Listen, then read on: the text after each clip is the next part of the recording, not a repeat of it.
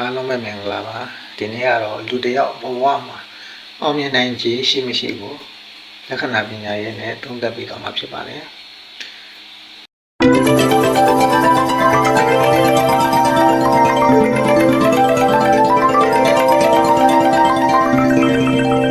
အသက်လမ်းကြောင်းကနေထွက်တဲ့အကျက်ကလေးတစ်ခုကတနင်္ဂနွေကြိုပုံထိတက်သွားမယ်ဆိုလို့ရှိရင်ဒီလက္ခဏာပဲရှင်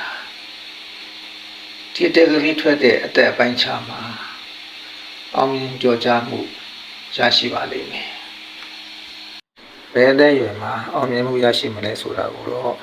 လက်ဝါးပြင်အသက်တိုင်းတာနည်းနဲ့စနစ်တကျတိုင်းတာကြည့်ရင်သိရှိနိုင်မှာဖြစ်ပါတယ်။ဒီဗီဒီယိုကိုကြည့်နေတဲ့သူရဲ့လက်မှာဒီလိုအမှန်အသားမျိုးပါတယ်ဆိုရင်တော့အသက်အရွယ်အပိုင်းခြားဘယ်လောက်မှာအောင်မြင်မှုရနိုင်လဲဆိုတာကိုကွန်မန့်မှာရေးခဲ့ပေးလို့ရပါတယ်။အားလုံးအောင်မြင်မှုပန်းတိုင်ရှောက်လန်းနိုင်ကြပါစေ။